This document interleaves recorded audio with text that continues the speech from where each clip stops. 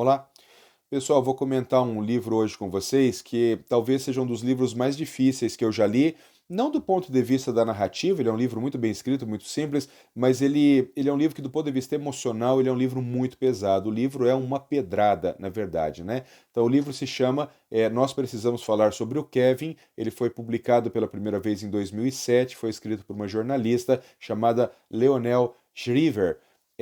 É um baita de um livro. Ganhou um monte de prêmio, foi indicado para prêmios muito importantes da literatura mundial e se transformou em filme também. Talvez você conheça já o filme, mas nunca tenha tido a oportunidade de ler o livro. Saiba que o filme ele não traz todos os detalhes que o livro traz. O livro ele é muito mais dramático do que o filme. Então, mesmo que você tenha assistido o filme, valeria a pena ler esse livro. Esse livro é impossível lê-lo sem fazer uma relação com o massacre de Columbine, quando em 1999 aqueles dois alunos invadiram a escola em Columbine e mataram lá, acho que 15, 17 pessoas, entre estudantes, professores, coisa e tal. Então existe um parâmetro muito claro entre esse livro, que é um romance ficcional, na verdade ele é um romance epistolar, que a gente chama, né? Romance epistolar é um ramo da literatura em que o romance ele é escrito com base em cartas. E esse livro, ele é escrito exatamente assim. Então a personagem Eva, ela escreve cartas para o ex-marido dela, contando sobre uma série de acontecimentos com o filho deles, e assim vai se desenrolando a trama. Basicamente, Eva, que é a personagem primeira que aparece ali, ela é uma mulher de origem armena e ela migra para os Estados Unidos e ela sempre se sentiu superior às outras pessoas, quer pela sua cultura, quer pela sua origem, mas ela sempre se sentiu superior a aquelas pessoas. Em determinado momento, ela vai conhecer um homem chamado Franklin, que é um americano típico e um sujeito claramente apaixonado por crianças. Eles começam a se relacionar, se casam, e embora Franklin nunca tenha dito isso à esposa, sempre ficou muito claro que ele queria muito um filho e ela absolutamente não queria um filho. É nesse ponto, pessoal, que eu faço a seguinte consideração: esse livro, a priori, as pessoas entendem como a história de um psicopata, né, do Kevin. Mas esse livro é muito mais do que isso, né? Esse livro ele discute questões sociais muito mais profundas, como, por exemplo, a maternidade compulsória. Existe na imensa maioria das sociedades uma ideia de que as mulheres, de forma compulsória, elas deveriam ser mães, ou elas têm uma motivação natural para ser mães, ou elas têm uma vocação inata para ser mães, o que absolutamente não é verdade. Existem muitas mulheres que não querem ter filhos, existem muitas mulheres que nesse momento da vida preferem valorizar outros aspectos da sua vida, como por exemplo a sua carreira, do que ter um filho. Então, esse livro ele vai desconstruir um pouco isso, porque Eva é essa mulher.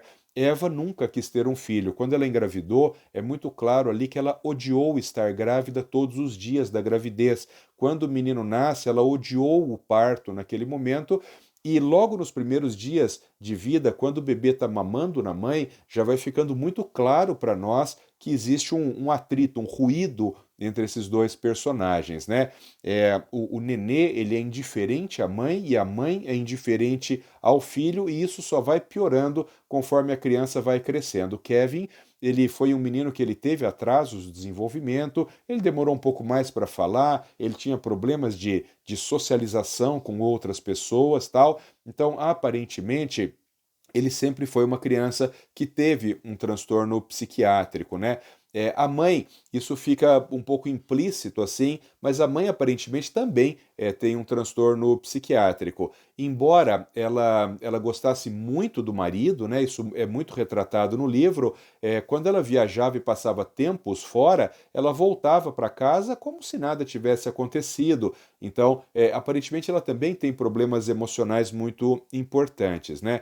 Em determinado momento da trama, nasce o segundo filho do casal, que é uma menininha, e isso agrava mais ainda o comportamento já muito ruim do Kevin, porque ele passa a ter um ciúme ferrenho da irmã, inclusive chegando a machucar a irmã em alguns momentos, a negligenciar os cuidados com a irmã em alguns momentos, tal.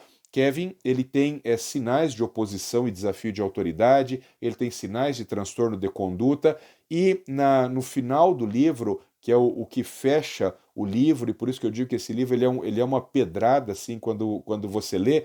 Esse não é um livro para você ler numa tacada só, ele é um livro para você pegar e ir lendo aos poucos e talvez até para intercalar ele com outros livros também, porque ele é um livro difícil de ser lido. É um livro que ele é um baita livro, mas você sai dele angustiado, você sai desse livro angustiado. No final da história, por isso que eu falei que tem uma correlação direta com o massacre de Columbine. O Kevin, ele compra lá armas, né, e ele invade a escola e ele acaba matando, acho que 7 ou 9 pessoas ali, entre alunos, principalmente alunos e professores. Depois ele mata alguns familiares também, e ele é preso. Ele é preso, ele se entrega, na verdade, e ele é preso. Essas cartas que a mãe escreve pro pai, que a Eva escreve para o Franklin, elas vão contando exatamente isso, a construção social, a construção emocional, a construção psíquica desse menino até o momento do massacre. Então, uma coisa interessante também é que esse livro ele não tem uma ordem cronológica, né? Então, ele em determinados momentos a mãe manda cartas falando sobre a infância do menino, depois ela vai falar sobre o dia da prisão, depois ela vai falar sobre as maldades que esse menino fazia, mas é muito interessante porque não tem essa ordem cronológica e isso torna o livro muito emocionante, na verdade, né? No final das contas, nós ficamos sem saber exatamente como que é o menino Kevin dentro da prisão. Porque aparentemente, quando ele se entrega à polícia, ele se entrega como se vangloriando daquilo que ele havia feito. E dentro da prisão, ele é tido como um bandido muito perigoso e isso aparentemente o satisfaz muito. Então, o livro ele deixa isso um pouco em aberto, assim, né? Em determinados momentos, a impressão que a gente tem é que ele entendeu o que aconteceu, ele entendeu aquelas maldades, que ele até tem algum arrependimento, mas em outros momentos não, de que ele se satisfaz todas as vezes que as pessoas percebem o quanto ele é perigoso, todas as vezes que as pessoas percebem o quanto ele é mau. Esse livro, pessoal, ele é um livro, eu considero imperdível, imperdível, mas eu já digo a vocês, vou dizer de novo, ele é um livro difícil, emocionalmente difícil, ele é um livro que você precisa de talvez algumas semanas para ler. Ele não é um livro curto, ele é um livro que tem quase 500 páginas, mas não é essa a questão. Você poderia ler um livro de 500 páginas rápido, mas ele não é um livro que você vai conseguir ler rápido. Você precisa ler algumas cartas, digerir aquilo, precisa entender os personagens para daí conseguir seguir em frente. Eu vou deixar aqui embaixo o nome do livro e a autora, mas acreditem, esse é um livro imperdível. Um abraço e fiquem com Deus.